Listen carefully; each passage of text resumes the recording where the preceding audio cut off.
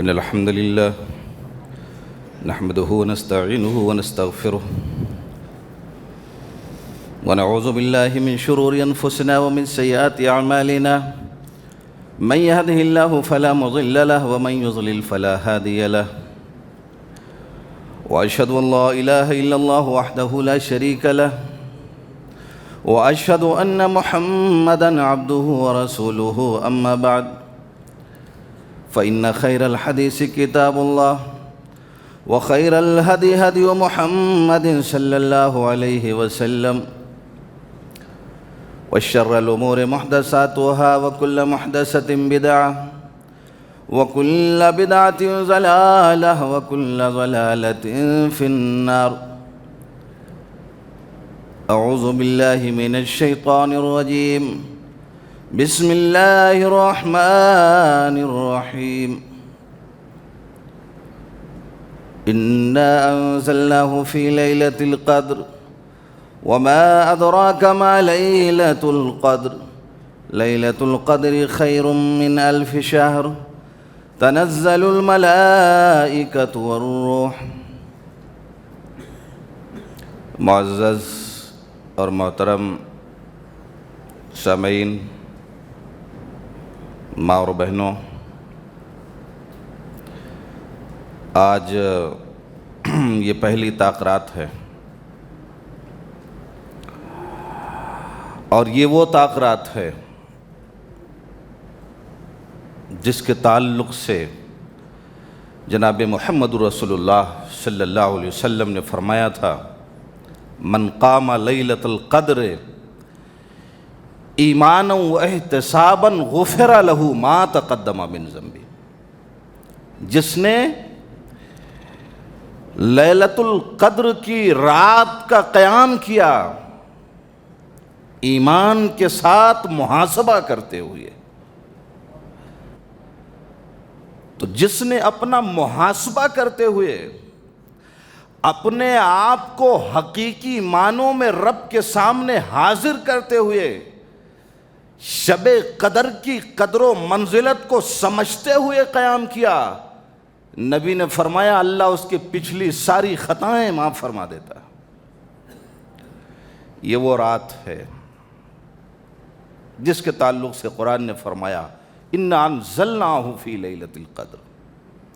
یہ قرآن، یہ وہ مقدس کلام ہے جس کو ہم نے شب قدر کی رات میں جس کا نزول فرمایا ہے. وما ادراک ما لیلۃ القدر. اور شاید تمہیں لیلۃ القدر کی اہمیت اور اس کی حیثیت کا اندازہ ہی نہیں ہے. لیلۃ القدر خیر من 1000 شہر. ارے دنیا کے لوگوں، تم جان لو یہ لیلۃ القدر وہ رات ہے جس کو اللہ نے 1000 مہینوں سے افضل بنا دیا ہے. اگر اس مہینے کو جوڑیں گے تو تقریباً 86 برس کی زندگی پہنچتی ہے. تو گویا جس نے اس فضیلت کو پا لیا، جس نے اس رات کی بابرکت سعادت اور نیک رات کو پا لیا اور وہ شب قدر کی رات نکل گئی، یہ سمجھو کہ اس نے 86 برس کی عبادت کو پا لیا. لیلۃ القدر خیر من 1000 شہر تنزل الملائکۃ والروح. اور یہ بابرکت رات تو وہ رات ہے جس رات میں آسمان سے جبرائیل امین کا نزول ہوتا ہے، فرشتے آتے ہیں، ہماری نیکیاں لکھی جا رہی ہیں، ہمارے نام اعمال کو گناہوں سے پاک کر کے اللہ رب العالمین دامن رحمت میں ہمارے جھولیوں کو نیکیوں سے بھر رہا ہے. تو یہ وہ قدر والی رات ہے جس رات میں فرشتوں کا نزول ہوتا ہے اور وہ فرشتے ہماری نیکیاں لکھتے ہیں. تو ضرورت اس بات کی ہے کہ اس قدر والی رات کی اہمیت کو سمجھا جائے، اس کی فضیلت کو جانا جائے، اس کی اہمیت کو قبول کیا جائے، تسلیم کیا جائے. اس رات کو لہو لعب میں نہ گزارا جائے دوستوں سے گفتگو کرنے میں نہ گزارا جائے. یہ رات جو ملی ہے اپنے گناہوں اور اپنے خطاؤں کی معافی مانگ کے اپنے رب کو راضی کیا جائے, قرآن مقدس کی تلاوت کی جائے, نوافل کا اہتمام کیا جائے. ایمان و احتساباً آدمی نے اگر اپنا محاسبہ کرتے ہوئے اس رات کی قدر و منزلت کو جان لیا تو 86 برس کی عمر کی عبادت کو پا لیا. اور یہ اخیر عشرہ نبی علیہ الصلوۃ والسلام کی زندگی کا معمول تھا.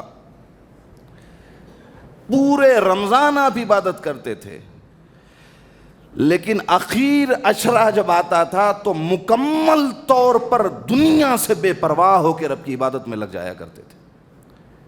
آپ کی زندگی کا معمول تھا, پوری دنیا چھوڑ دیتے تھے, اللہ کو یاد کرنے لگتے تھے.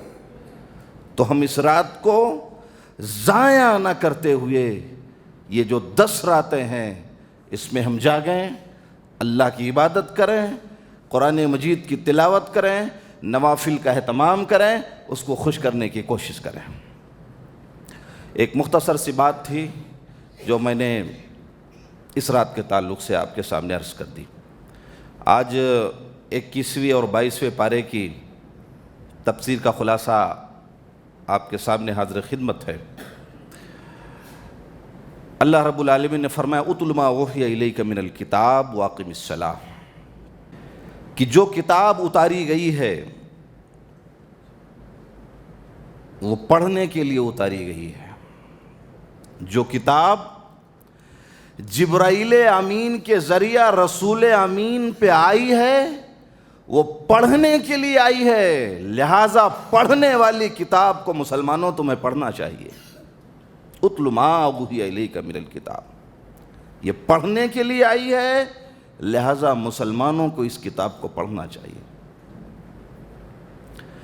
اب بندہ پوچھ سکتا ہے اللہ کیوں پڑھوں, کیا دے گا؟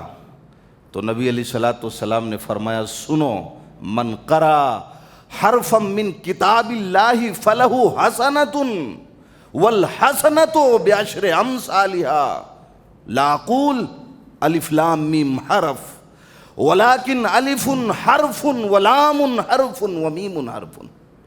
نبی علیہ الصلوۃ والسلام نے کہا اس لیے پڑھو کہ تم جو الف لام میم کہتے ہو اسے اللہ نے ایک لفظ نہیں بنایا, تمہارا دامن نیکیوں سے بھر جائے, اللہ نے اسے 3 لفظ بنا دیا ہے. تم الف کہو گے تمہیں 10 نیکی عطا کر دی جائے گی, تم لام کہو گے تمہیں 10 نیکی اور عطا کر دی جائے گی, اور جب تم میم کہہ دو گے تو تمہیں 10 نیکی اور عطا کر دی جائے گی. گویا کہ معلوم یہ ہوا کہ الف لام میم کو اللہ نے 3 حروف میں بانٹ دیا ہے اور بنی نوع انسانیت کو 30 نیکیاں عطا فرما دی. اور یہ وہ کلام مقدس ہے کہ اللہ رب العالمین قیامت کے دن بندے سے کہے گا کہ میرے بندے اس قرآن کو پڑھتا چلا جا, جنت کی سیڑھیوں کو چڑھتا چلا جا. بندہ قرآن پڑھتا جائے گا, جنت کی سیڑھیوں کو چڑھتا چلا جائے گا, اور اللہ فرمائے گا جہاں تیری آخری آیت ختم ہوگی قیامت کی آخری منزل تیرے لیے ختم کر دی جائے گی. تو یہ قرآن وہ مقدس کتاب ہے جس کے ایک ایک حرف پہ اللہ نے 10 نیکیاں لکھ دی ہیں. لہٰذا اس کلام کو ضائع نہ کرتے ہوئے اسے ضرور اس کی تلاوت کرو, تدبر کرو, غور و فکر کرو, سمجھنے کی کوشش پیدا کرو. اس کے بعد اللہ نے فرمایا واقم الصلاۃ, نماز پڑھو. نماز اس لیے پڑھو کہ نماز بے حیائیوں اور برائیوں سے تمہیں روک دیتی ہے. اب نماز بے حیائی سے کیسے روکتی ہے؟ نماز جب نماز کی طرح پڑھی جائے گی تب نماز آپ کے کام آئے گی. اب بندہ نماز بھی پڑھتا ہے, برائیوں کے سارے کام کرتا ہے, دنیا کی ساری خرافات بھی کرتا ہے, نماز بھی پڑھتا ہے, شراب بھی پیتا ہے نماز بھی پڑھتا ہے، جوا بھی کھیلتا ہے نماز بھی پڑھتا ہے، اور کہتا ہے نماز کا تو کوئی اثر ہی نہیں ہوا۔ ارے رب کے گنہگار بندے، تو نے نماز کو نماز کے طریقے پہ پڑھا ہی نہیں۔ نماز کو نماز کے طریقے پہ تو پڑھ کے دیکھ لے، اللہ ساری برائیوں کو تجھے دور کر دے گا۔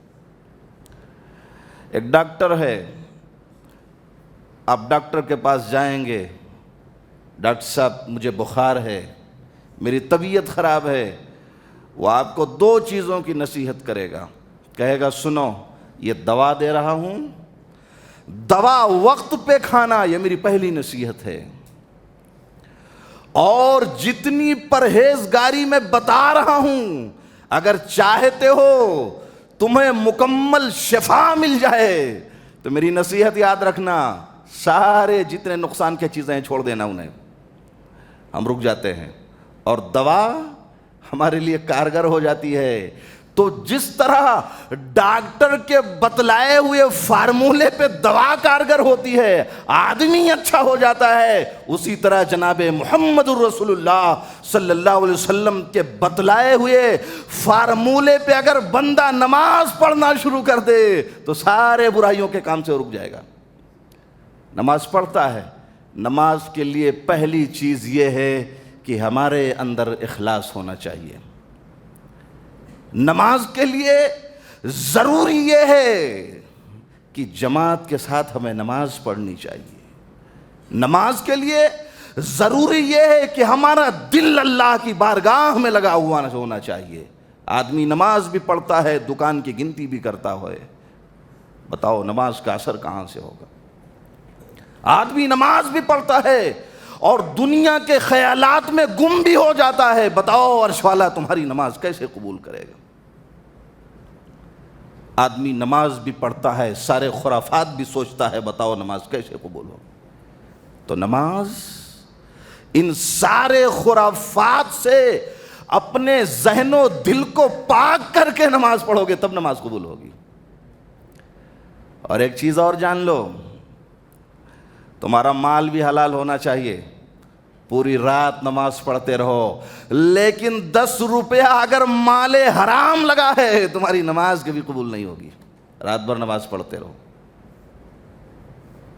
تو یہ شرائط ہیں نماز کے، یہ آداب نماز ہیں۔ اور جناب محمد رسول اللہ صلی اللہ علیہ وسلم نے فرمایا تھا، من صلی صلاتنا واستقبل قبلتنا واکل ذبیحتنا فذلک المسلم الذی لہ ذمۃ اللہ و ذمۃ رسولہ۔ جس شخص نے نماز پڑھی اور ہمارے بتلائے ہوئے طریقے پر نماز پڑھی، معلوم یہ ہوا کہ نماز پڑھنا ضروری ہے اور نبی کے بتلائے ہوئے طریقے پر نماز پڑھنا ضروری ہے۔ صرف نماز پڑھنا ہی کافی نہیں ہے، نماز پڑھو لیکن نماز ویسی پڑھو جیسا نبی اکرم نے نماز پڑھ کے بتایا ہے۔ نماز وہ سیکھو جو نماز جناب محمد الرسول اللہ نے امت کو پڑھ کے سکھایا ہے۔ من صلی صلاتنا، جس نے ہمارے طریقے پر نماز پڑھی، واستقبل قبلتنا، اور ہمارے قبلے کا استقبال کیا، واکل ذبیحتنا، اللہ کے نام کا ذبیحہ کھایا، فذلک المسلم الذی لہ ذمۃ اللہ و ذمۃ رسولہ، وہ نمازی اللہ کے ذمے ہو گیا، رسول اللہ کے ذمے ہو گیا، اللہ اس کی حفاظت فرمائے گا۔ تو یہ نماز پڑھنے کے شرائط ہیں۔ نماز کو نماز کے طریقے پہ پڑھا جائے۔ وَمَا هَٰذِهِ الْحَيَاةُ الدُّنْيَا إِلَّا لَهْوٌ وَلَعِبٌ وَإِنَّ الدَّارَ الْآخِرَةَ لَهِيَ الْحَيَوَانُ لَوْ كَانُوا يَعْلَمُونَ۔ یہ دنیا کی زندگی جو ہے، اللہ نے فرمایا یہ کھیل ہے، یہ تماشا ہے، یہ دنیا دل بہلانے کا سامان ہے۔ اس لیے حضرت عمر رضی اللہ تعالیٰ عنہ کہا کرتے تھے، میں داہنی جانب سلام پھیرتا ہوں تو بائیں بھی سلام پھیر لوں گا، میں کبھی اس چیز کی امید نہیں رکھتا۔ داہنے جانب سلام پھیرو تو پتہ نہیں بائیں جانب بھی سلام پھیرو گے کہ نہیں پھیرو گے، اتنا موت سے تمہارا واسطہ قریب ہونا چاہیے۔ وَمَا هَٰذِهِ الْحَيَاةُ الدُّنْيَا إِلَّا لَهْوٌ وَلَعِبٌ، یہ زندگی کھیل ہے، یہ تماشا ہے، یہ لہو لعب ہے، یہ زینت دنیا ہے۔ بتاؤ مسلمانوں یہ دنیا کیا ہے؟ کیا حیثیت ہے اس کی؟ اس کا وجود کیا ہے؟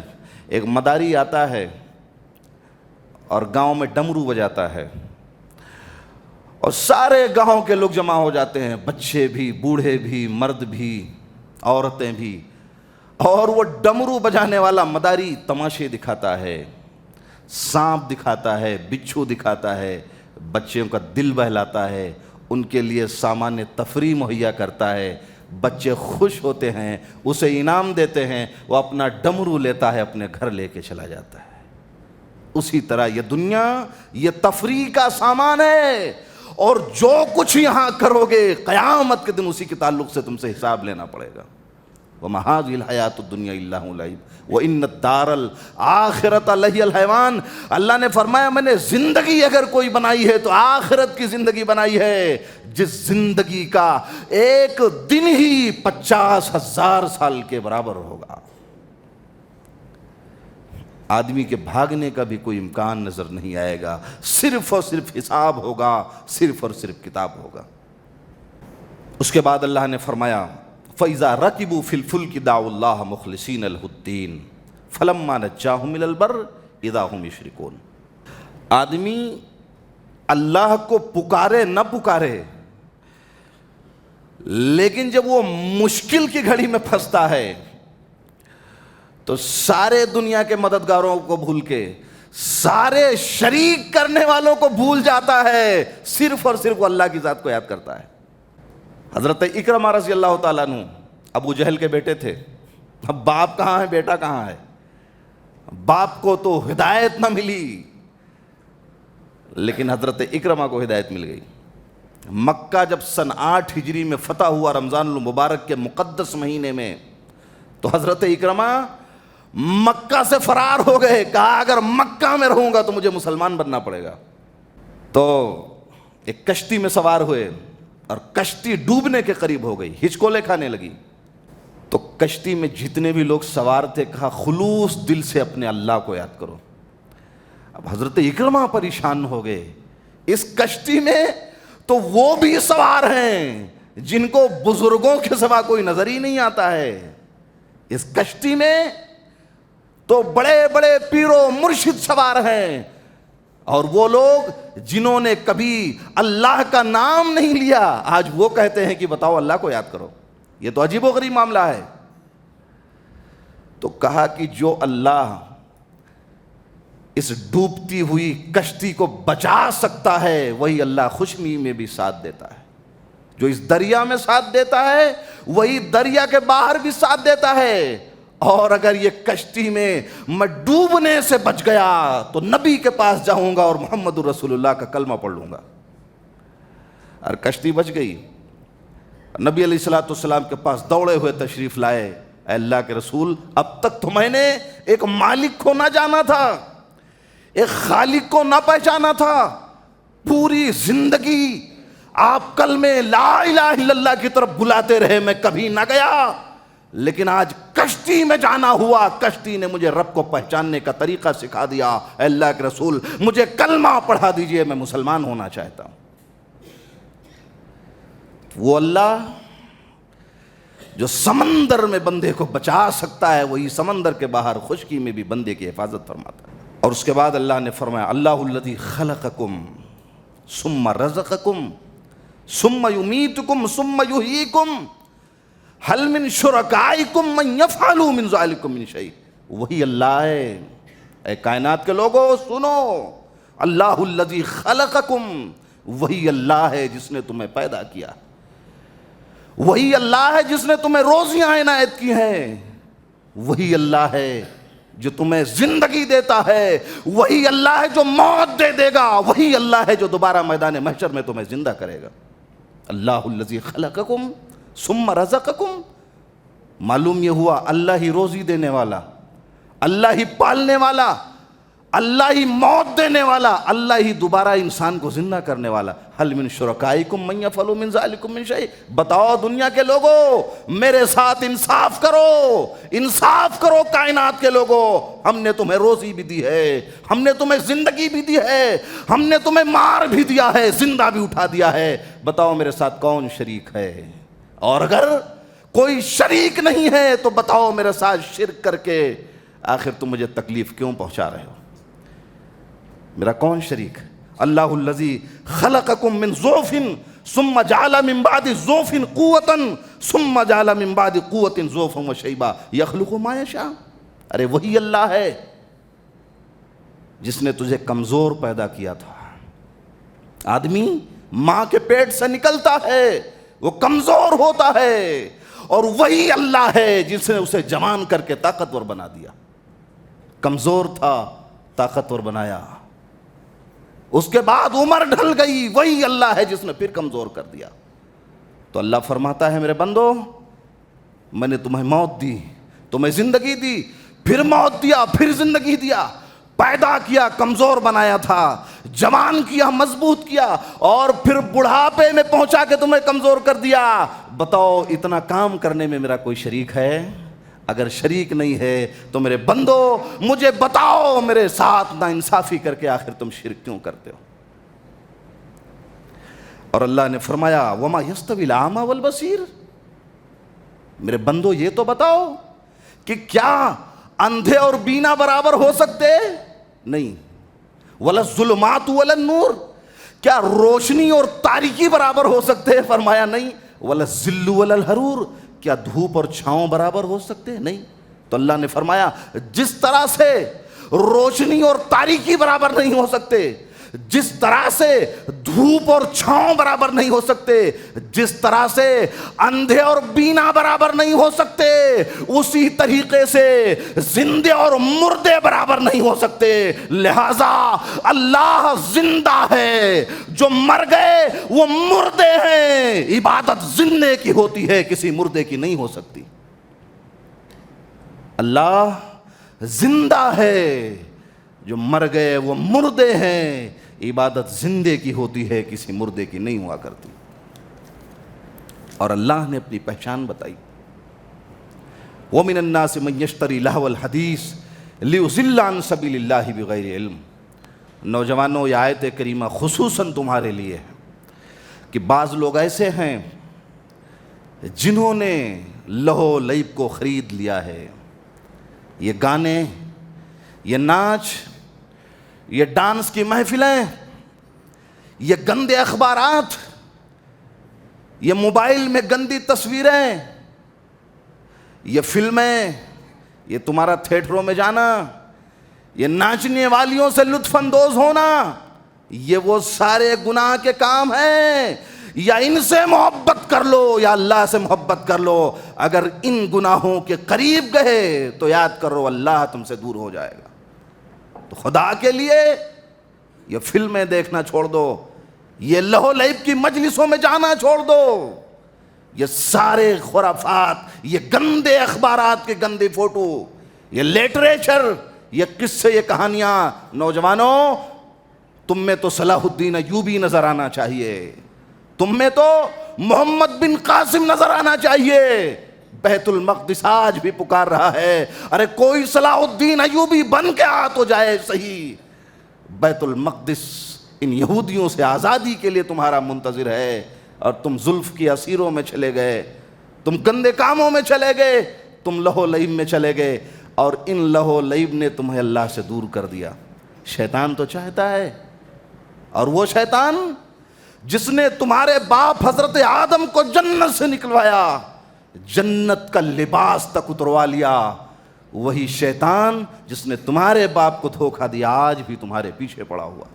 لیکن شاید نوجوانوں تم اس چیز کو سمجھ نہیں سکتے ہو، یا سمجھ نہیں سکتے، یا سمجھنے کی کوشش کا نہیں کرتے، اور یا تمہارے ذہن و دل سے یہ خیال نکل چکا ہے کہ کوئی ہے جو حساب و کتاب لینے والا. وَمِنَ النَّاسِ مَن يَشْتَرِي لَهْوَ الْحَدِيثِ. تو لہذا لہو الحدیث سے جتنی بھی گندی چیزیں ہیں ان ساری گندی چیزوں سے تم بچ جاؤ. اسی لیے میں تمہاری زندگی ہے، اسی میں تمہارے لیے بھلائی ہے، اسی میں تمہارے لیے عافیت بھی ہے۔ اور اس کے بعد سورہ لقمان ہے، اور سورہ لقمان میں اللہ رب العالمین نے حضرت لقمان علیہ السلام کی ایک لمبی نصیحت تھی اپنے بیٹے کے لیے، تو مائیں بھی سنیں اور سرپرست بھی سنیں کہ یہ ان کی ذمہ داری ہے کہ اپنے بیٹوں کی صحیح صراط مستقیم پر تربیت کریں۔ حضرت لقمان علیہ السلام بڑے عقل مند آدمی تھے، اور اللہ نے ان کے عقل مندی کی تعریف فرمائی، اور سورہ لقمان کے نام سے پوری سورت نازل کر دی۔ ان سے کسی نے پوچھا کہ حضرت لقمان علیہ السلام یہ بتائیے کہ آپ کو یہ حکمت کیسے عطا ہوئی؟ تو انہوں نے کہا کہ سنو، مجھے اللہ نے اس لیے عقل مند بنایا کہ میں کم بولتا ہوں، جب ضرورت پڑتی ہے تب بولتا ہوں، امانت میں کبھی خیانت نہیں کرتا، بے فائدہ باتوں سے اجتناب کرتا ہوں۔ یہ نبی بنائے جانے سے پہلے کسی کے غلام تھے۔ ایک مرتبہ ان کے آقا نے انہیں بلایا اور کہا کہ حضرت لقمان سنو، بکری کو ذبح کرو اور اس کے جو 2 خوبصورت حصے ہوں انہیں لے آؤ، میری خدمت میں پیش کر دو۔ بڑی قیمتی بات دے رہا ہوں آپ کو، یاد کر لیں، ذہنوں میں محفوظ فرما لیں۔ کہا کہ بکری ذبح کرو اور 2 سب سے خوبصورت حصے لاؤ، مجھے کھانا ہے۔ تو دل نکالا اور زبان نکالی، لے جا کے بادشاہ کی خدمت میں پیش کر دیا، مالک کے۔ کچھ دن گزر گئے تو پھر اس نے بلایا، کہا کہ بکری ذبح کرو اور اس کے جسم کے سب سے خراب حصے ہوں وہ میری خدمت میں لے آؤ۔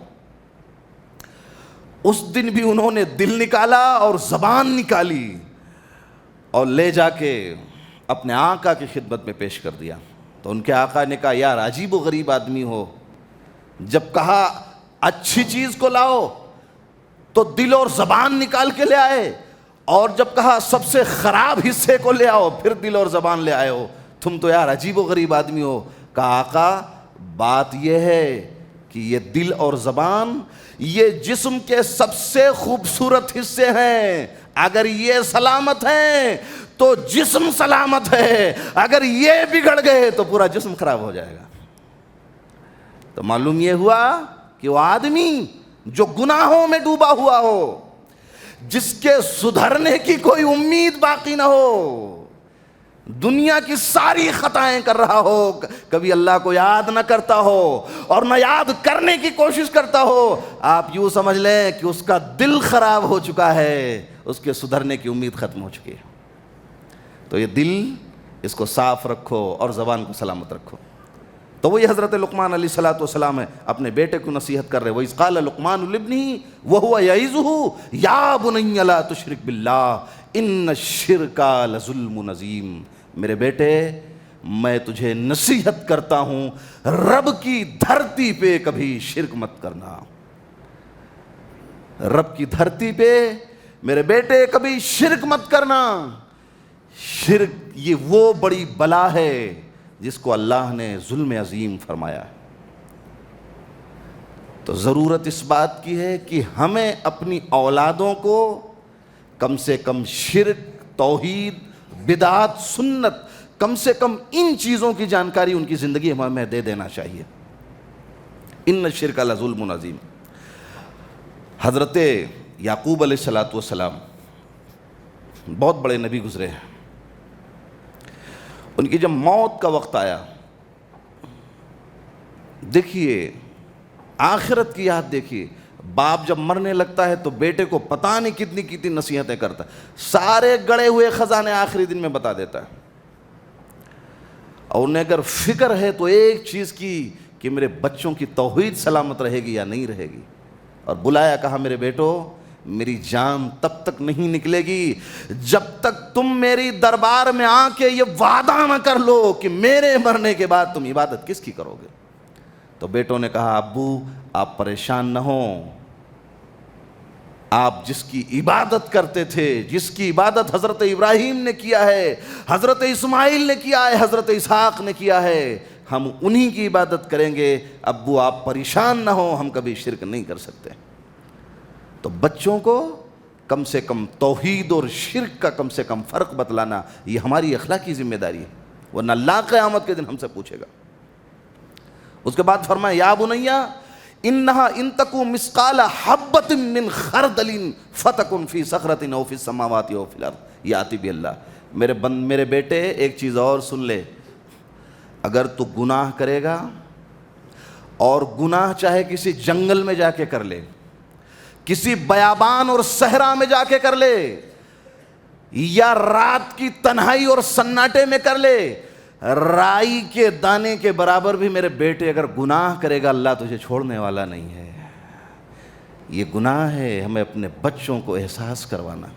اور رائی کی مثال اس لیے دی ہے کہ جو وزن کرنے بھی نہیں آتا، دیکھنے میں بھی نہیں آتا، تولنے میں بھی نہیں آتا، تولا نہیں جا سکتا، یعنی تمہاری وہ خطا اور تمہارا وہ گناہ بھی قیامت کے دن تولا جائے گا جو آج تولنے میں نہیں دیکھا جا سکتا، محسوس بھی نہیں کیا جا سکتا، معمولی سی خطا۔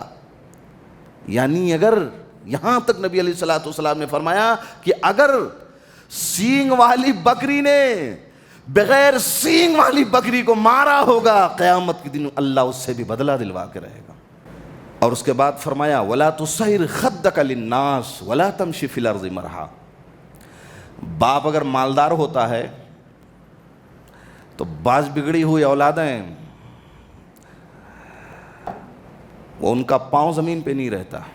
ہم تو بڑے باپ کے بیٹے ہیں، ہمارا کیا ہے؟ کبھی آدمی کو اپنے دولت کے نشے میں نہیں کھو جانا چاہیے۔ وَلَا تُصَيِّرْ خَدَّكَ لِلنَّاسِ وَاقْصِدْ فِيهِمْ وَلَا تُصَيِّرْ خَدَّكَ لِلنَّاسِ۔ اور فرمایا کہ میرے بیٹے سن، اپنے گال کو مت پھلا، اگر کسی سے تیری ملاقات ہو جائے تو گفتگو اچھی کیا کر، اسے یہ احساس نہ ہو کہ باپ کا گھمنڈ اس کے اندر موجود ہے۔ میرے بیٹے کبھی زمین میں کسی سے برا برتاؤ مت کرنا، جس سے بھی ملنا اچھا اخلاق کے ساتھ ملنا۔ وَلَا تُصَيِّرْ خَدَّكَ لِلنَّاسِ وَلَا تَمْشِ فِي الْأَرْضِ مَرْحًا۔ اور یہ زمین یہ اللہ کی بنائی ہوئی ہے، میرے بیٹے کبھی زمین پہ اکڑ کے مت چلنا۔ یہ ایک باپ ہے جو ایک بیٹے کو نصیحت کر رہا ہے، میرے بچے کسی سے ملنا تو اخلاق سے ملنا، زمین پہ اکڑ کے مت چلنا۔ میرے بیٹے کبھی شرک بھی مت کرنا، میرے بیٹے کبھی نماز بھی مت چھوڑنا۔ یا بنی اقم الصلاۃ، نماز مت چھوڑنا۔ اسی لیے نبی علیہ الصلوۃ والسلام نے فرمایا جب بچہ 7 برس کا ہو جائے تو اسے نماز کی تلقین کرو، اور جب 10 سال کا ہو جائے تو اسے مار کے نماز پڑھاؤ، اس لیے کہ اگر تم نمازی ہی نہ بنا سکے تو اس کے جواب دے تم ہو گئے، قیامت کے دن تمہیں جواب دینا پڑے گا۔ یا بنی اقم الصلاۃ وامر بالمعروف۔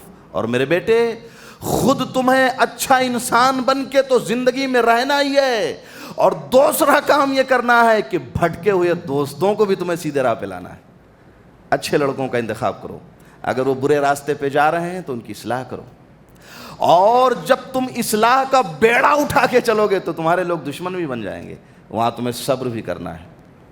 معلوم یہ ہوا کہ آدمی جب بھلائی کی تعلیم دیتا ہے اور کسی کو برائی سے روکنے کی کوشش کرتا ہے تو مصائب بہت آتے ہیں، مشکلات بہت آتے ہیں۔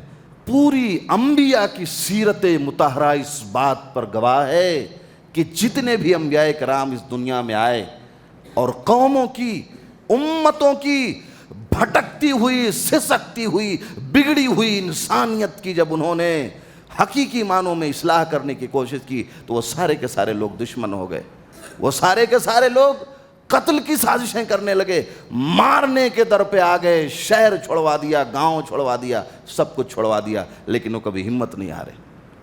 تو ایک انسان جب اصلاح دین کا بیڑا اٹھاتا ہے، لوگوں کی بھلائی کا بیڑا اٹھاتا ہے تو سامنے مشکلات بہت آتے ہیں۔ حضرت لقمان علیہ السلام نے کہا تھا میرے بیٹے تجھے صبر کرنا ہے، اس لیے کہ صبر کے راستے سے ہی تجھے جنت میں پہنچنا ہے۔ تو ضرورت اس بات کی ہے کہ ہمیں اپنے بیٹوں کی اصلاح کرنی ہے، ان کی تربیت کرنی ہے، انہیں اسلامی طریقے پر انہیں سچا اور پکا مسلمان بنانا ہے۔ نبی علیہ الصلوۃ والسلام حضرت ام سلمہ کے ایک صاحبزادے تھے، تو نبی علیہ الصلوۃ والسلام کے ساتھ میں کھانا کھا رہے تھے، تو پورے برتن میں کھانا کھا رہے تھے، ہاتھ ڈالا، بچے تھے اور پورے برتن میں کھانا کھا رہے تھے۔ تو نبی علیہ الصلوۃ والسلام نے جب دیکھا کہ بچہ ہے اور پورے برتن میں کھانا کھا رہا ہے، پھیلایا ہوا ہے پورا چاول، تو کہا ہے بیٹے یا غلام سم اللہ وکل بیمینک وکل مما یلیک فما زالت تلک تہمۃ بعد، اے میرے بیٹے سنو، بسم اللہ کر لو پھر کھانا کھاؤ، وکل بیمینک وکل مما یلیک، اور دائنے ہاتھ سے کھاؤ اور سامنے جو کھانا رکھا ہے اسے کھاؤ۔ تو 3 نصیحتیں کی، بسم اللہ کر لو، دائنے ہاتھ سے کھاؤ اور سامنے سے کھاؤ۔ عمرو بن سلمہ کہتے ہیں کہ نبی علیہ الصلوۃ والسلام کی تربیت کا میری ذات پہ یہ اثر ہوا کہ جب تک میں زندہ رہا دائنے ہاتھ سے کھاتا رہا اور سامنے سے کھاتا رہا۔ آج ضرورت اس بات کی ہے کہ بچوں کی تربیت کی جائے۔ اگر اولاد بگڑتی ہے تو کہیں نہ کہیں اس میں ماں باپ کا بھی قصور ہوتا ہے، اور جب والدین خون کے آنسو روتے ہیں تو بچے ہمارے بہت بڑے ہو چکے ہوتے ہیں۔ یہ بچپنا ہے، ایک ٹہنی آپ زمین پہ لگائیں گے وہ لگ جائے گی، توڑیں گے ٹوٹ جائے گی، لیکن وہی ٹہنی جب مضبوط درخت بن جائے گی تو کاٹنے میں بھی بڑی مشکل آئے گی۔ لہٰذا یہ ٹہنیاں ابھی کمزور ہیں، انہیں جس راستے پہ لے جاؤ گے یہ چلی جائیں گی، اور جب بڑے ہوں گے تمہارے ہاتھ سے نکل جائیں گے، پھر تمہارے ہاتھ میں نہیں آنے والے۔ تو لہٰذا ان کی تربیت کرو۔ ایک جنگ ہوئی تھی مسلمانوں کی جسے غزوہ خندق کہا جاتا ہے اور غزوہ احزاب بھی کہا جاتا ہے۔ جتنے بھی دشمنان اسلام تھے انہوں نے چاروں طرف سے مدینہ کو گھیر لیا۔ یہ سن 5 ہجری کا واقعہ، چاروں طرف سے مدینہ کو گھیر لیا، اور اس کا سبب یہ تھا کہ مدینہ میں یہودیوں کی اچھی خاصی تعداد تھی جو آباد تھی۔ یہودیوں کا ایک خاندان بنو نذیر تھا جن کی وجہ سے بار بار مسلمانوں کو تکلیف ہوتی تھی، تو نبی علیہ الصلوۃ والسلام نے ان تمام یہودیوں کو، پورے خاندان کے لوگوں کو مدینہ سے نکال دیا۔ مدینہ سے نکل کے جب وہ گئے اور اپنا استھان دوسرے شہر میں بنایا تو ان کے دل میں وہ بغض کی جو چنگاری تھی وہ ہر دن نکلتی تھی، اور انہوں نے سازش کرنا شروع کر دیا، اور جتنے بھی اسلام دشمن طاقتیں تھیں مدینہ کے باہر سب کو اکٹھا کیا اور کہا مدینہ چلو، مدینہ کو گھیرنا ہے اور مسلمانوں سے بدلہ لینا ہے۔ تو سارے دشمنان اسلام اکٹھا ہوئے اور انہوں نے مدینہ پر چڑھائی کر دی۔ نبی علیہ الصلوۃ والسلام نے کہا کہ بتاؤ، وہ 10,000 کی تعداد میں آئے ہیں اور ہم لوگ فی الحال 3,000 کی تعداد، بتاؤ کیا کیا جائے؟ حضرت سلمان فارسی رضی اللہ تعالیٰ عنہ تھے، جو فارس سے آئے تھے، مسلمان ہوئے۔ انہوں نے کہا کہ اللہ کے رسول علیہ الصلوۃ والسلام، ایک آئیڈیا میرے ذہن میں آتا ہے کہ مدینہ کے باہر چاروں طرف ہم گڑھا کھود دیتے ہیں، اور جب دشمنان اسلام آئیں گے ہمارے اوپر حملہ نہیں کر پائیں گے، حملہ کریں گے اسی گھڑے میں گریں گے، موت ہو جائے گی، جہنم میں چلے جائیں گے۔ تو کہا کہ یار سلمان فارسی، آئیڈیا تو تم نے بہت اچھا دیا ہے۔ تو صحابہ کرام نے گڑھا کھودنا شروع کیا، اور گڑھا کھودنے میں جناب محمد الرسول اللہ صلی اللہ علیہ وسلم بھی ساتھ تھے، گڑھا کھود رہے تھے۔ اور ایک بڑا دلچسپ واقعہ پیش آیا تھا اسی موقع پر، جب دیکھا حضرت جابر رضی اللہ تعالیٰ عنہ نے کہ نبی علیہ الصلوۃ والسلام کو بہت بھوک لگی ہے، گڑھا کھودتے کھودتے لوگوں کے ساتھ میں تھک چکے ہیں، تو چپکے سے اپنے گھر گئے، اپنی بیوی سے کہا کہ نبی علیہ الصلوۃ والسلام کے لیے کھانا بنا لو، میں چپکے سے بلا لیتا ہوں، کھانا کھا لیں گے۔ تو وہ ان کی اہلیہ نے کھانا تیار کر لیا، انہوں نے کان میں آ کے چپکے سے کہا پیارے رسول میرے گھر پہ آپ کی دعوت ہے. تو جب انہوں نے نبی کی چپکے سے دعوت لی تو نبی نے پورے مجمع میں اعلان کر دیا کہ لوگوں چلو چلو, حضرت جابر نے سب لوگوں کی دعوت لی ہے. تو کہا یار اب تو میں پھنس گیا, کھانا تو ایک آدمی کا بنا ہے, نبی نے تو دعوت تمام لوگوں کی لے لی ہے. اپنی بیوی سے کہا اب اللہ کے رسول نے سب کو بلایا ہے, اب وہ جانے, ان کا معاملہ ہے, رب کا معاملہ ہے. ایک صحابہ کی کثیر تعداد تھی, انہیں لے کے حضرت جابر کے گھر پہنچ گئے. کہا جابر گھبراؤ نہیں, میں محمد رسول اللہ آیا ہوں صلی اللہ علیہ وسلم. کہا کھانا کہاں ہے؟ کھانا لایا گیا. نبی علیہ الصلوۃ والسلام نے بسم اللہ کیا, اس کھانے میں برکت کی دعا پڑھی, اور نبی کے برکت کے دعا کا یہ اثر تھا کہ 100 سے زائد صحابہ کرام نے ایک خوراک کھانے کو کھا لیا, مگر کھانے میں کوئی کمی نہیں پیدا ہوئی.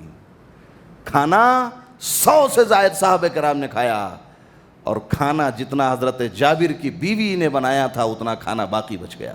یہ نبی علیہ الصلوۃ والسلام کا ایک معجزہ تھا کہ برکت کی دعا پڑھنے سے بہت سے لوگوں نے کھانا کھا لیا. یہ برکت تھی نبی علیہ الصلوۃ والسلام کی. تو اسی موقع کی بات ہے, سارے مدینہ کے شہر کے لوگوں کو چاروں طرف سے دشمنان اسلام نے گھیر لیا, اور مسلمانوں نے خندق کھودی, اور تقریباً 25 دن تک ان تمام لوگوں نے مدینہ کی گھیرا بندی کی. صحابہ کرام دعائیں مانگتے رہے. اللہ رب العالمین کی مدد ایک دن نازل ہوئی, اور مدد اس طریقے سے تھی کہ اللہ رب العالمین نے آندھی بھیج دی, اور آندھی اتنی شدید تھی کہ جتنے بھی دشمنان اسلام آئے تھے اور مدینہ کے باہر خیمہ لگا کے اس میں رہتے تھے, ساروں کے سارے خیمے اڑ گئے, برتنیں اڑ گئیں, کھانے بنانے کے پلیٹ اڑ گئے, ان کے جانور رسیاں توڑ توڑ کے بھاگنے لگے. اور جتنے دشمنان اسلام آئے تھے 10,000 کی تعداد میں ایسے بھاگے کہ کسی کا پتہ نہیں چلا. کہا یہ رسول سے پنگا مت لو, نقصان تمہارا مقدر بن جائے گا, اور سارے کے سارے لوگ بھاگ گئے. اب صحابہ کرام کو راحت ملی. 25 دن کی مشکل سے تقریباً نکل کے کچھ لوگ ابھی اپنے گھر پہنچے تھے, کچھ لوگ راستے میں تھے, کچھ لوگ پہنچنے والے تھے. نبی علیہ الصلوۃ والسلام نے ابھی جا کے تلوار اپنے گھر پہ نکالی تھی کہ حضرت جبریل پھر آ گئے. کہا اللہ کے رسول آپ نے تلوار نکال دی, اور جبریل نے تو ابھی تلوار نہیں رکھے ہیں, ارے اٹھو پھر اللہ کی راہ میں لڑنے کے لیے چلنا ہے. کہا کہاں چلنا ہے؟ کہا چلنا ہے کہ مدینہ میں جو یہودی خاندان کے لوگ ابھی آباد ہیں, اللہ کے رسول کیا آپ نے نہیں دیکھا کہ کھلم کھلا انہوں نے مدینہ میں رہتے ہوئے دشمنوں کا ساتھ دیا ہے؟ اللہ کے رسول چل سے ان کا انتقام لینا ہے. اور اس کے بعد وہ صحابہ کرام, ان کے بھی ایمان کا جب تقاضا تھا, ابھی تھکے ہارے اپنے گھر کو پہنچے ہیں. نبی علیہ الصلوۃ والسلام نے صدا لگائی کہ مدینہ کے مسلمانوں, بنو قریظہ کے محلے میں چل کے نماز عصر پڑھنی ہے. تمام صحابہ کرام پہنچے, کسی نے بہانہ نہ کیا کہ 25 دن کی تھکان ہے واپس رہ گئے ہوں. اور نبی علیہ الصلوۃ والسلام نے جا کے اس پورے خاندان کا گھیراؤ کر لیا. کہا دشمنوں, ہمارا تمہارا معاہدہ تھا کہ تمہارا دشمن آئے گا ہم تمہارا ساتھ دیں گے, ہمارا دشمن آئے گا تم ہمارا ساتھ دو گے, لیکن تم نے وعدے کا پالن نہیں کیا ہے. آج تمہاری زندگی کا آخری دن ہے. اس کے بعد نبی علیہ الصلوۃ والسلام نے ان کے مردوں کو ایک طرفہ قتل کروا دیا, عورتوں کو چھوڑ دیا تھا, اس لیے کہ وہ آستینوں کے سانپ بن گئے تھے, اور مسلمانوں کو مسلمانوں کے ساتھ رہتے ہوئے معاہدہ کرتے ہوئے سب کچھ موجود تھا, لیکن مسلمانوں کو نقصان پہنچاتے تھے. اس لیے نبی علیہ الصلوۃ والسلام نے ان تمام مشرکوں کو قتل کروا دیا. اس کے بعد اللہ رب العالمین نے فرمایا لقد کان لکم فی رسول اللہ اسوۃ حسنہ, کہ اے لوگو تمہاری نبی کی زندگی یہ تمہاری زندگی کے لیے نمونہ ہے. نبی کی زندگی, اگر ہم مسلمان ہیں, اگر ہم ایمان والے ہیں, اگر ہمارا ضمیر زندہ ہے, تو ہمیں یہ محسوس ہونا چاہیے کہ نبی نے اپنی زندگی کیسے کاٹی ہے. نبی کا بولنا ہماری گفتگو بن جانا چاہیے, نبی کا چلنا ہماری رفتار بنانا چاہیے، نبی کا رشتہ داروں سے حسن سلوک کرنا ہمارا حسن سلوک بن جانا چاہیے۔ نبی علیہ الصلوۃ والسلام نے زندگی کیسے گزاری ہے، ازدواجی زندگی کیسے گزاری ہے، بچوں کی تربیت کیسے کی ہے، جہاد کیسے کیا ہے، کاروبار کیسے کیا ہے، امانت کیسے کی ہے، دین اسلام کو کیسے پھیلایا ہے، جو کچھ بھی نبی علیہ الصلوۃ والسلام نے اپنی زندگی میں کیا ہے، مسلمانوں کو چاہیے کہ نبی علیہ الصلوۃ والسلام کی پوری زندگی کو اپنے لیے آئیڈیل بنانے، اپنے لیے نمونہ بنا لیں، اسی میں مسلمانوں کے لیے بھلائی ہے۔ اور وہ صحابہ کرام، انہوں نے نبی علیہ الصلوۃ والسلام کی زندگی کو مکمل طور پہ اپنے ذہنوں میں ڈھالا تھا، اور ذہنوں میں ڈھال کے آپ نے وہ زندگی گزاری تھی۔ اس کے بعد عورتوں کے تعلق سے یہ بات فرمائی جا رہی ہے، خطاب تو نبی علیہ الصلوۃ والسلام کی بیویوں کو تھا، لیکن اس سے عام پوری دنیا کی مسلمان عورتیں مخاطب ہیں۔ یا نساء النبی لستن کاحد من النساء ان اتقیتن، اے نبی کی بیویوں، تم دنیا کے عام عورتوں کی طرح نہیں ہو، تم نبی کی بیوی ہو، پوری کائنات کی مائیں ہو، لہٰذا تمہاری ذمہ داری بہت بڑی ہو جاتی ہے۔ یا نساء النبی لستن کاحد من النساء ان اتقیتن فلا تخضعن بالقول، تو سنو، جب تم کسی سے گفتگو کرو تو نرم لہجے میں گفتگو مت کیا کرو۔ یہ عورتوں کو ایک میسج قرآن حکیم نے دیا ہے۔ ایک آدمی، شوہر گھر پہ نہیں ہے، اب شوہر کا دوست اپنے دوست کے گھر پہ پہنچ گیا، اب اسے آواز دے رہا ہے فلاں صاحب کہاں ہیں؟ اب عورت کو چاہیے کہ یہ جواب دینے کے لیے کہ میرے شوہر گھر پہ نہیں ہے تو بہت نرم لہجے میں گفتگو نہ کرے، بہت ملائم لہجے میں گفتگو نہ کرے، بہت پیار سے اپنے شوہر کے دوست سے نہ بولے، اس لیے کہ ہو سکتا ہے وہ انسان ہے، وہ کشش اور لذت اس کو مجبور کر دے کہ ہر دن پہنچ جائے میرا دوست کہاں گیا ہے۔ ایک بنیادی بات قرآن حکیم نے عورتوں کے تعلق سے بتائی ہے۔ یا نساء النبی لستن کاحد من النساء ان اتقیتن فلا تخضعن بالقول، ہو سکتا ہے کسی کو لالچ پیدا ہو جائے، جو مریض دل کے لوگ ہیں، مریض قسم کے لوگ ہیں، تمہاری آواز کو سنیں اور غائبانہ طور پر تم سے محبت کر بیٹھیں۔ لہٰذا گھر پہ اگر شوہر نہیں ہے اور کوئی آدمی پہنچ جائے پوچھنے کے لیے، یا کوئی بھی مرد پہنچ جائے، تو عورت کو چاہیے کہ نرم لہجے میں گفتگو نہ کرے، ادب میں رہے لیکن ذرا سخت بولے، اتنا نرم نہ بولے کہ اس کی آواز کا دیوانہ ہو جائے۔ ایک بہت بڑی بنیادی بات اسلام نے بتائی ہے۔ اس بنیاد کو اگر ہم نے اپنی زندگی میں نہ اپنایا تو یقیناً بہت بڑا نقصان ہو جائے گا۔ اس چیز کو ہمیں زندگی میں اپنانا چاہیے، نرم لہجے میں گفتگو نہ کریں، ورنہ وہ آدمی بار بار آئے گا، بہانہ بنا کے آئے گا۔ اس کے بعد اللہ رب العالمین نے فرمایا وَقَرْنَ فِي بُيُوتِكُنَّ وَلَا تَبَرَّجْنَ تَبَرُّجَ الْجَاهِلِيَّةِ الْأُولَىٰ وَأَقِمْنَ الصَّلَاةَ وَآتِينَ الزَّكَاةَ وَآتِينَ اللَّهَ وَرَسُولَهُ إِنَّمَا يُرِيدُ اللَّهُ لِيُذْهِبَ عَنكُمُ الرِّجْسَ أَهْلَ الْبَيْتِ وَيُطَهِّرَكُمْ تَطْهِيرًا۔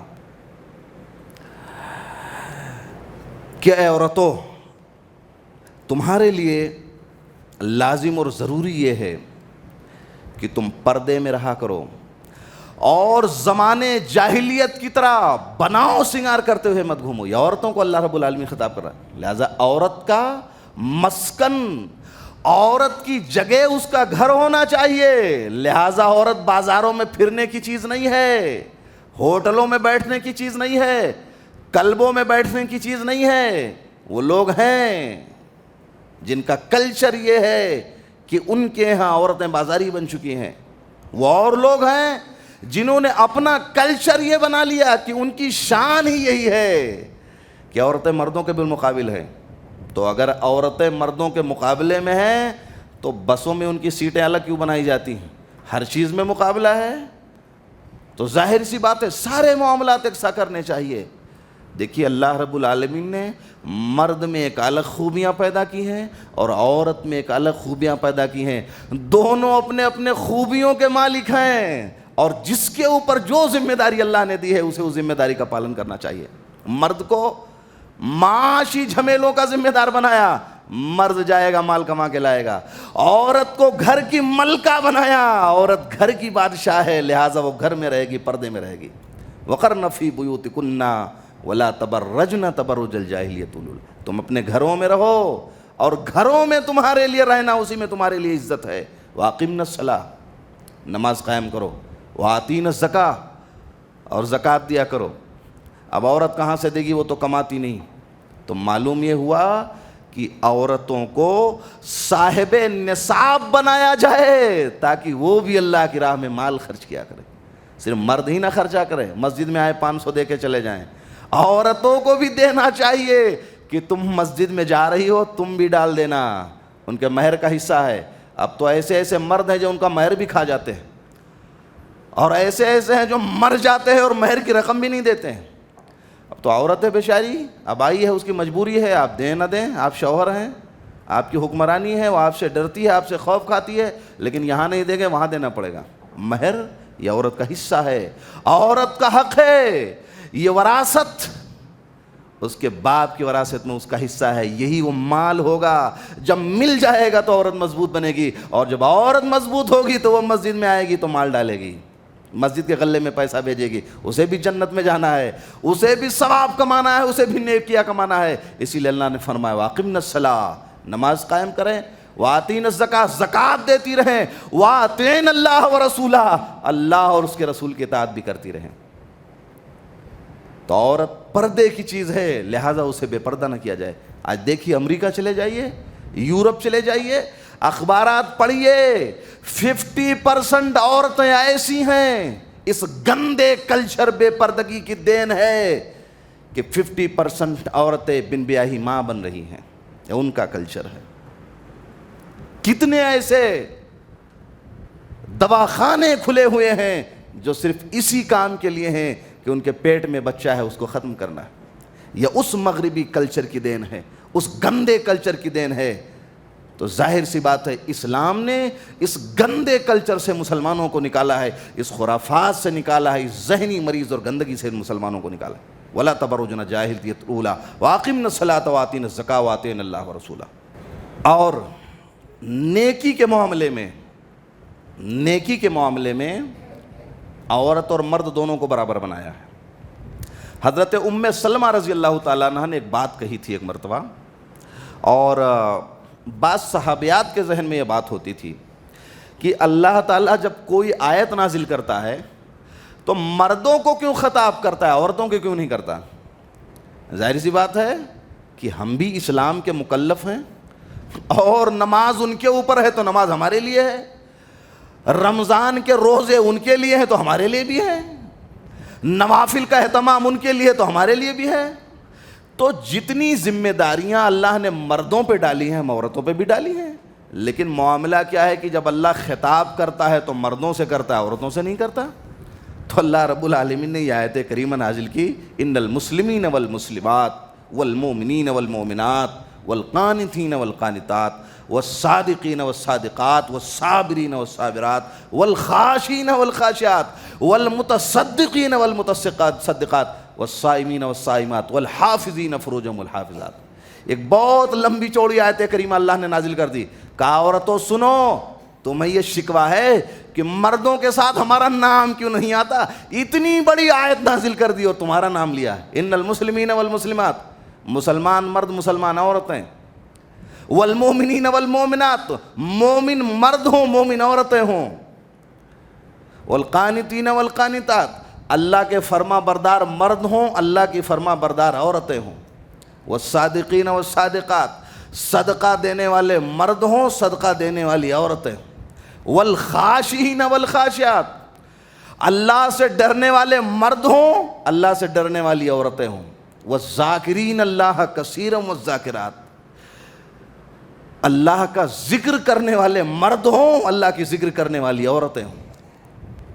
اعد اللہ لہم مغفرۃ واجرا عظیما, یہ دونوں کو بتایا کہ اللہ نے تم دونوں کے لیے اجر عظیم کا وعدہ فرما لیا ہے.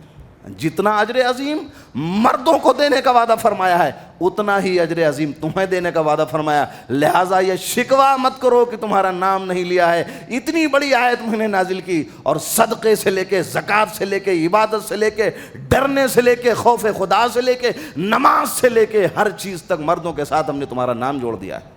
اور قرآن مجید میں اللہ رب العالمین کا ایک اصول ہے کہ وہ خطاب جس کو بھی کرے، خطاب اگر مرد کو کرے گا تو عورتیں بھی اسی میں شامل ہیں، کیونکہ جو ذمہ داریاں ان پہ ہیں، کچھ معاملات کو چھیڑ کے وہی ذمہ داریاں عورتوں پہ بھی ہیں۔ اور اس کے بعد اللہ نے فرمایا وَمَا كَانَ لِمُؤْمِنٍ وَلَا مُؤْمِنَةٍ إِذَا قَضَى اللَّهُ وَرَسُولُهُ أَمْرًا أَن يَكُونَ لَهُمُ الْخِيَرَةُ مِنْ أَمْرِهِمْ۔ یہ آیت کریمہ نازل ہوئی تھی حضرت زینب رضی اللہ تعالیٰ عنہ، جو بعد میں نبی علیہ السلام کی بیوی بنی۔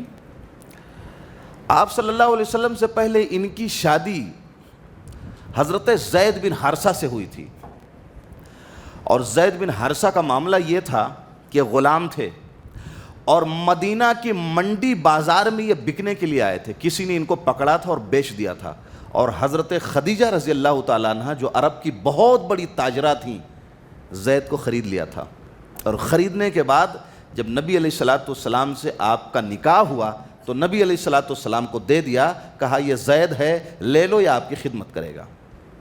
اب زید بن حارثہ نبی علیہ السلام ان سے اتنا متاثر ہوئے کہ زید کو غلامی سے نکال کے آزاد کر دیا، اور آزاد ہی نہیں کیا، اپنی پھوپھی کے بیٹی سے رشتے کا پیغام بھیج دیا۔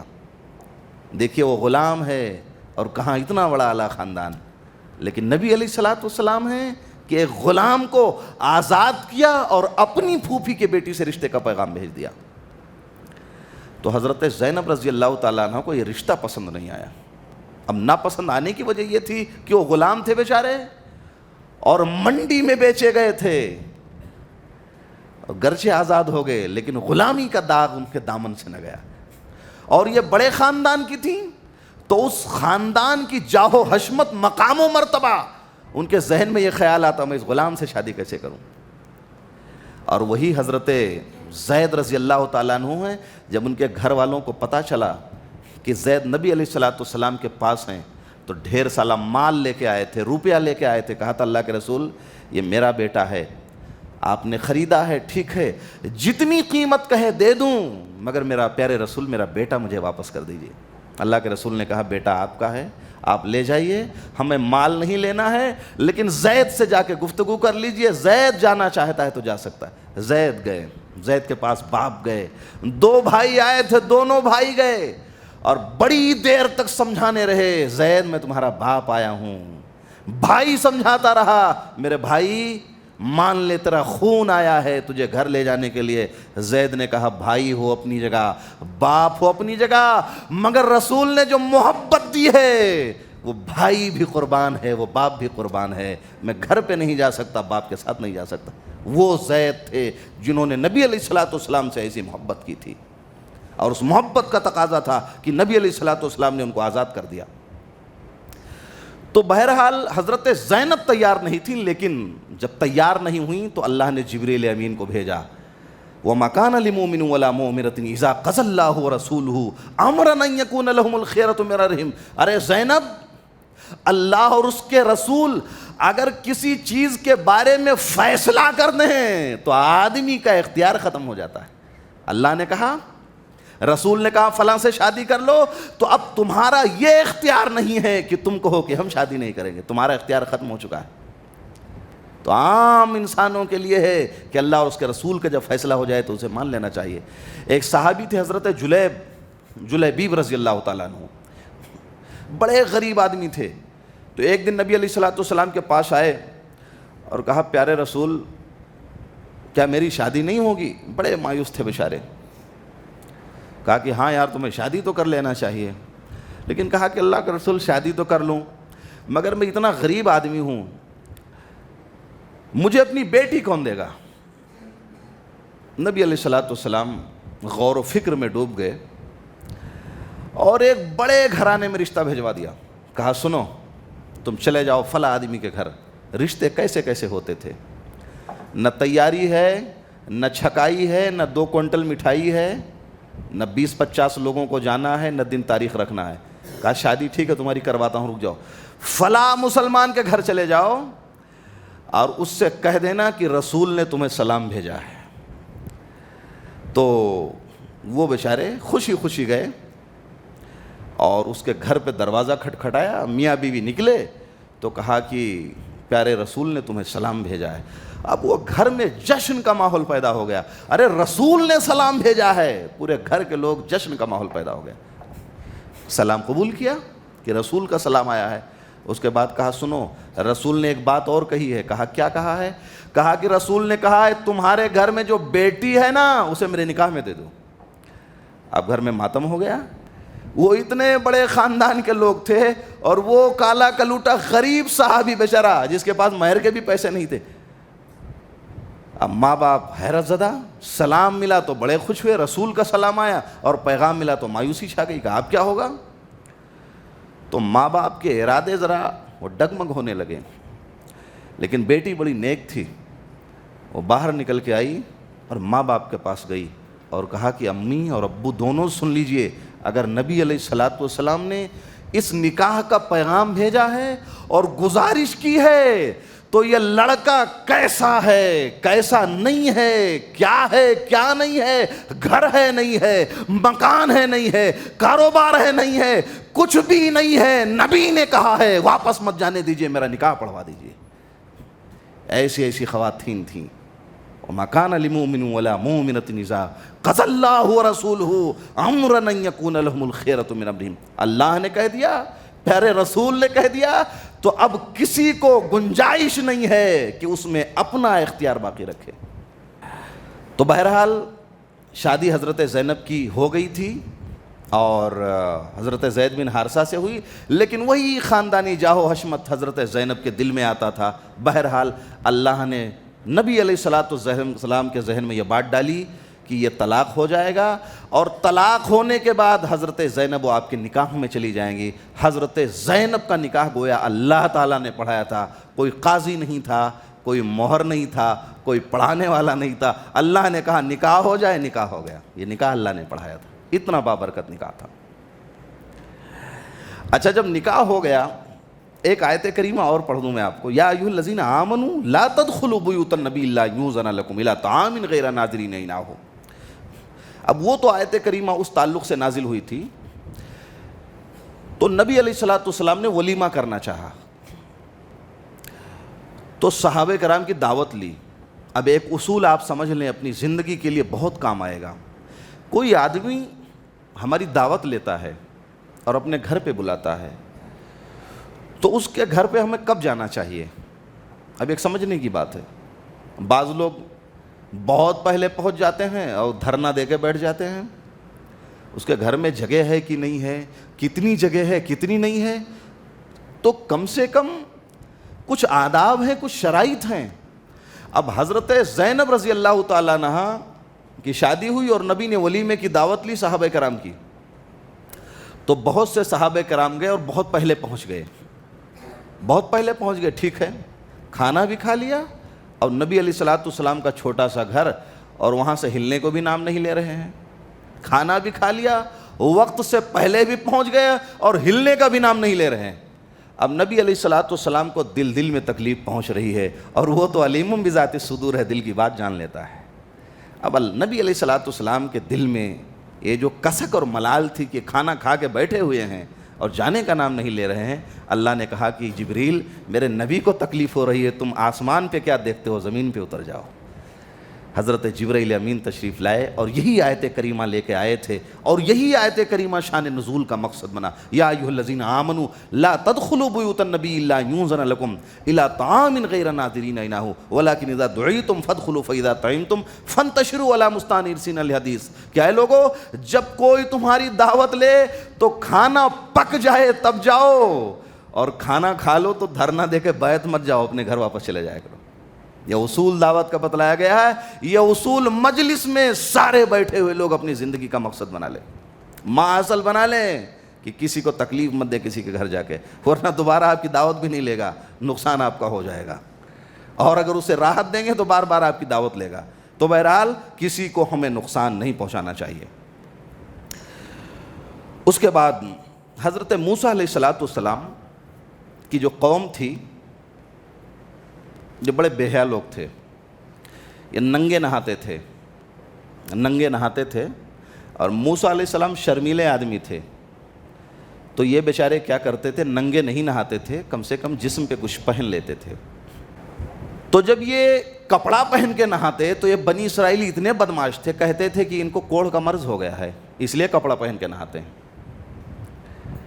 تو ایک دن کا معاملہ یہ ہے کہ حضرت موسیٰ علیہ السلام غسل فرما رہے تھے اور کپڑا جو ہے اپنا ایک پتھر پہ رکھ دیا اور پتھر کپڑا لے کے فرار ہو گیا. پتھر کپڑا لے کے بھاگ رہا ہے اور پیچھے پیچھے موسیٰ علیہ السلام بھاگ رہے ہیں.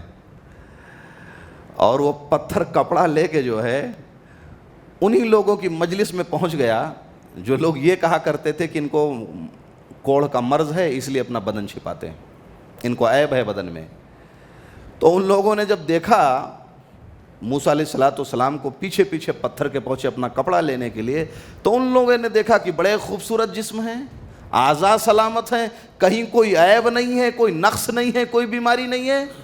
تو اللہ رب العالمین نے یہ آیت نازل فرمائی تھی، یا ایھا الذین آمنوا لا تکونوا کالذین آذوا موسیٰ فبرأہ اللہ مما قالوا وکان عند اللہ وجیہا، کہ اے لوگو میرے نبی کو اس طرح تکلیف مت دو جس طرح موسیٰ کی قوم نے حضرت موسیٰ کو تکلیف دیا تھا. وہ کہتے تھے یہ تو بیمار آدمی ہے، کپڑا پہن کے نہاتا ہے، حالانکہ موسیٰ علیہ السلام کو کوئی بیماری نہیں ہم نے دی تھی، کوئی تکلیف بھی ہم نے نہیں دی تھی، کسی پریشانی میں ہم نے ان کو مبتلا بھی نہیں کیا تھا.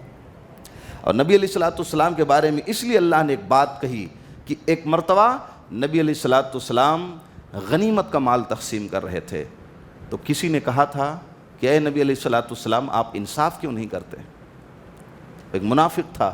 جب وہ جانے لگا تو نبی علیہ السلام نے کہا کہ یہ وہ آدمی ہے جس نے ہمارے کردار پہ الزام لگایا ہے، اور یہ وہ لوگ ہیں جو دین سے ایسے ہی نکل جائیں گے جیسے گوندھے ہوئے آٹے سے ایک بالی نکل جاتی ہے. اور جن لوگوں نے نبی علیہ السلام پہ الزام لگایا تھا وہی جنگ نہروان کے دن صحابہ کرام کی گردنیں کاٹنے کے لیے بےتاب تھے.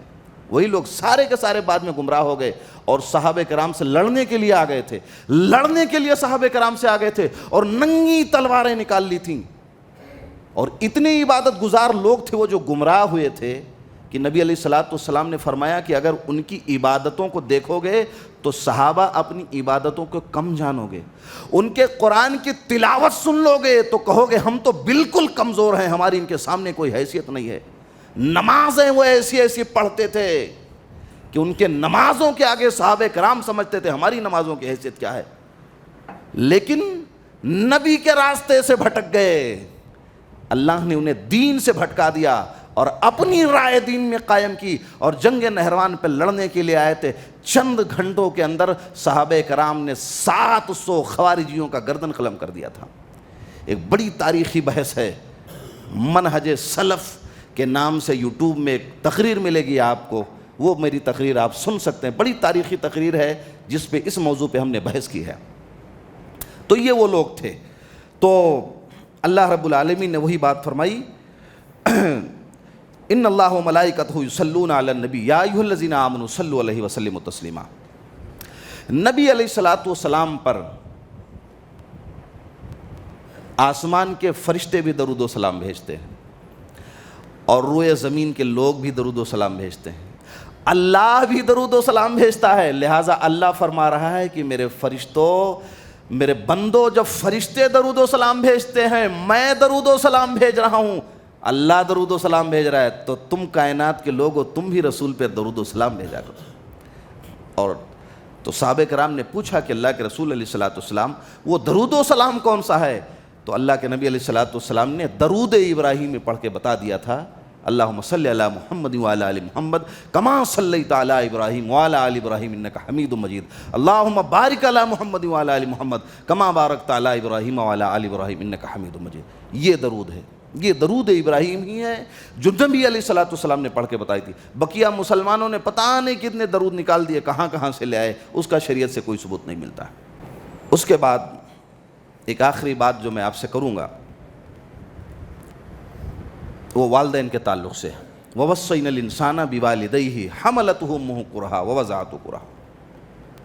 اللہ نے وصیت کی ہے کہ اپنے والدین کی خدمت کرو، ان کا کہا مانو، اس لیے کہ تمہاری ماں وہ ماں ہے جس نے 9 مہینہ تمہارے حمل کا بوجھ برداشت کیا ہے، 9 مہینہ تمہارے حمل کا بوجھ برداشت کیا ہے، لہٰذا اسے مت بھولو، اپنے ماں باپ کی خدمت کرو۔ اور جنت میں اگر کوئی آدمی جانا چاہتا ہے تو اپنے ماں باپ کی خدمت کر لے، جنت کا مستحق ہو جائے گا۔ ایک صحابی تھے، وہ جہاد کے لیے جا رہے تھے، نبی علیہ السلام کو خبر ہوئی، کہا ادھر آؤ، تمہارے ماں باپ زندہ ہیں؟ کہا اللہ کا رسول ماں بھی زندہ ہے، میرے باپ بھی زندہ ہے، دونوں بزرگ ہو گئے ہیں۔ تو کہا سنو، اگر ماں باپ زندہ ہیں تو جاؤ ماں باپ کی خدمت کرو، تمہیں اللہ جہاد کا ثواب عطا فرما دے گا۔ یہ ماں باپ کی اطاعت کا یہ صلہ ہے، ماں باپ کی خدمت کرو، اللہ رب العالمین تمہیں جہاد کا ثواب عطا فرما دے گا۔ اللہ کے رسول نے جہاد میں جانے سے روک دیا۔ ایک ماں تھی، ایک دلچسپ واقعہ، ایک بات سنا کے ختم کرتا ہوں۔ بنی اسرائیل کا ایک واقعہ نبی علیہ السلام نے سنایا۔ ایک بہت بڑا نیک انسان جریج تھا۔ جریج یہ مسلم کتاب البر والصلاح کی روایت ہے، حدیث موجود ہے، ایک لمبی حدیث ہے۔ تو بڑا عبادت میں مشغول رہتا تھا۔ ایک دن ماں اسے بلانے کے لیے گئی، نماز میں مشغول تھا اور ماں کی بات سنی انسنی کر دی۔ دوبارہ اس کی ماں اسے بلانے کے لیے گئی، پھر نوافل میں مگن ہے، اب سوچ رہا ہے نماز چھوڑوں یا ماں کی بات کروں، کیا کروں، کشمکش میں، پھر سنی انسنی کر دی۔ تیسری مرتبہ اس کی ماں اپنے بیٹے کو بلانے گئی، پھر نماز میں مشغول ہے، تو اس کی ماں نے اس کے لیے بد دعا فرما دی، کہا اللہ تعالیٰ جب تک میرا بیٹا کسی بدکار اور فاحشہ عورت کا منہ نہ دیکھ لے اس کی موت نہ آئے۔ ماں نے بد دعا کر دی، اور اس کی ماں کی بد دعا کا یہ اثر ہوا کہ ایک فاحشہ عورت نے اس آدمی کو، ایک فاحشہ عورت اس کے پاس پہنچتی ہے اور زنا کی دعوت دیتی ہے، یہ آدمی انکار کر جاتا ہے، کہا میں اتنا بڑا نیک آدمی اور میں گناہ کروں، میں یہ کام نہیں کر سکتا ہوں۔ وہ فاحشہ عورت، چونکہ ماں کی بد دعا تھی، بیٹا فاحشہ عورت کے ساتھ زنا کے لیے تیار نہیں ہوا، وہ زانیہ عورت ایک چرواہے کے پاس گئی۔ اب لوگوں کے لیے بڑی حیرت انگیز بات تھی، کہا ارے بتاؤ یہ عبادت گزار ہے کہ یا زنا کا کام کرتا ہے؟ اس کے عبادت کے تو چرچے پوری بنی اسرائیل قوم میں ہوا کرتے تھے، اور یہ اتنا بڑا گنہگار آدمی کہ ایک عورت سے پھنسا ہوا ہے اور بیٹا بھی پیدا ہوا ہے۔ تو جس گھر میں وہ عبادت کرتا تھا سارے شہر کے لوگ آئے اور اس کا گھر توڑ ڈالا، پورا گھر اس کا عبادت خانہ گرا دیا، اور وہ کہہ رہا ہے کہ بھائی میں نے یہ کام نہیں کیا ہے، لیکن کسی کو یقین نہیں ہے۔ اسی لیے کہا جاتا ہے کوئی بات آئے تو اس کی تحقیق کر لیا کرو، جاکم فاسق بنبأ فتبینوا، کوئی فاسق جب خبر کسی کے بارے میں لائے تو تحقیق کر لو، بغیر تحقیق کے کوئی فیصلہ مت کیا کرو۔ تو اس کا گھر گرا دیا، عبادت خانہ گرا دیا، اور کہا کہ تم اتنے بڑے ظالم ہو، عبادت کے اندر اندر تم نے کیا کیا کیا؟ تو اس نے کہا میں نے نہیں کیا ہے، لیکن قوم کے لوگ ماننے کو تیار نہیں ہوئے۔ تو اس نے کہا ٹھیک ہے میں یقین دلوا کے رہوں گا۔ کہا بچہ کہاں ہے؟ بچے کو لایا جائے۔ بچے کو لایا گیا، اور بچہ جب واپس آیا تو اس جریج نے کہا کہ بیٹے یہ بتا کہ تیرا باپ کون ہے؟ تو کہا کہ میرا باپ آپ نہیں ہے، وہ چرواہا ہے۔ نبی علیہ السلام نے فرمایا کہ اللہ نے اس عابد انسان کی عزت کی اور اس بچے کو جو بولنے کی طاقت نہیں رکھتا تھا اللہ نے بولنے کی قوت گویائی عطا فرمائی۔ دنیا میں 3 لوگ ایسے تھے جنہوں نے بچپنے میں کلام کیا تھا، ان میں سے وہ جریج بھی تھے۔ حضرت عیسیٰ علیہ السلام نے بھی کلام کیا تھا۔ جب ان کے ماں حضرت مریم پر الزام لگایا گیا تھا تو انہوں نے کہا تھا کہ میں اللہ کی طرف سے ہوں، میں روح اللہ ہوں، میری ماں زانیہ نہیں، میری ماں کے کردار پہ الزام مت لگاؤ۔ اپنے ماں کے پاک دامنی کی گواہی حضرت عیسیٰ علیہ السلام نے بھی دی۔ تو جریج کی عبادت کا یہ مسئلہ تھا کہ اللہ رب العالمین نے اس بچے کو بولنے کی قوت گواہی عطا کی۔ اللہ سے دعا ہے اللہ تبارک تعالیٰ تمام مسلمانوں کو جو کچھ بھی بیان کیا گیا 21ویں اور 22ویں پارے میں سمجھنے کی توفیق عطا فرمائے۔ آمین وآخر دعوانا الحمدللہ رب العالمین۔ السلام علیکم ورحمۃ اللہ وبرکاتہ۔